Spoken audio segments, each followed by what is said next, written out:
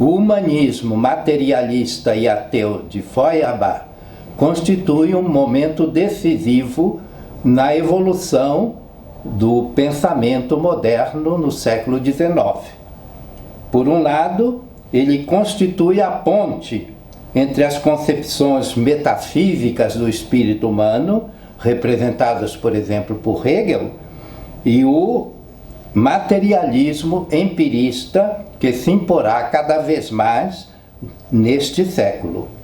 Por outro lado, ele não se limita a criticar a religião, mas pretende desvendar o mecanismo intrínseco à essência humana que explica a sua constância na história da humanidade.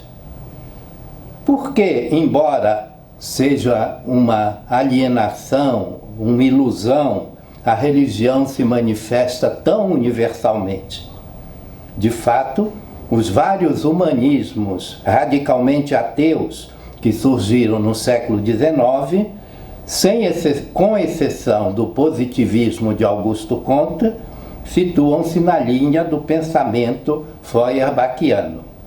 Marx, em primeiro lugar, profundamente dependente dele, especialmente na sua ideia de alienação, vai criticar firmemente a maneira teórica e abstrata de entendê-la na sua obra Tese sobre Feuerbach, de 1845, dizendo: os filósofos até hoje interpretaram o mundo de diversas maneiras.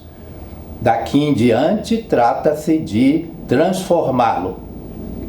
No seu materialismo histórico, ao conceber o ser humano como conjunto das relações sociais, fundadas basicamente nas relações de trabalho e produção, Marx atribui toda a miséria humana à alienação econômica, resultante da propriedade individual dos meios de produção, cuja supressão pela revolução social levará à plena comunhão dos seres humanos entre si e com a natureza.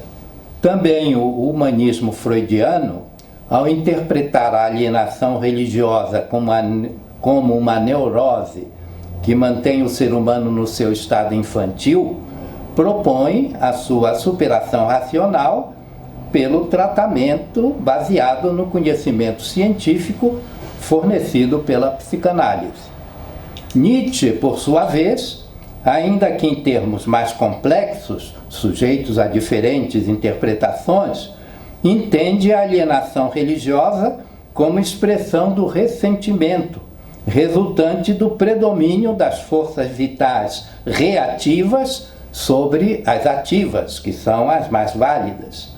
A consciência clara da morte de Deus, como desaparecimento dos valores transcendentes do horizonte cultural da modernidade, deve levar, segundo Nietzsche, ao super-homem, para o qual só tem sentido a vida como vontade de poder.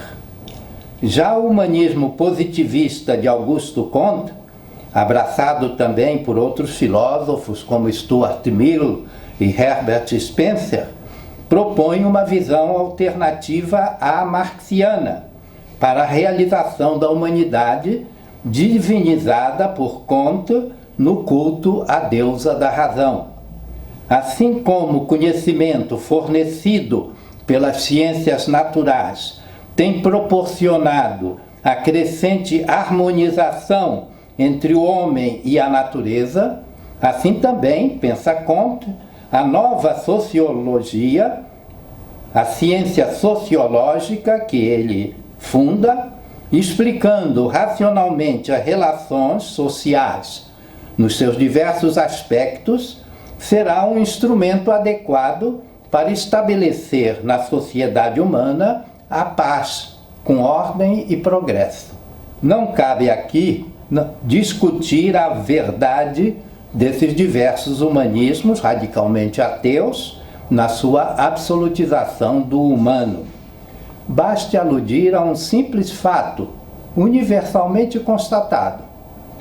Como mostra o decorrer do século XX, A civilização ocidental moderna, baseada na negação de Deus e na absolutização da razão, longe de alcançar a justiça e a paz, desejada até sinceramente por aqueles pensadores humanistas, deu aso a sucessivas catástrofes, que chegam a provocar perigosamente o próprio descrédito da racionalidade humana.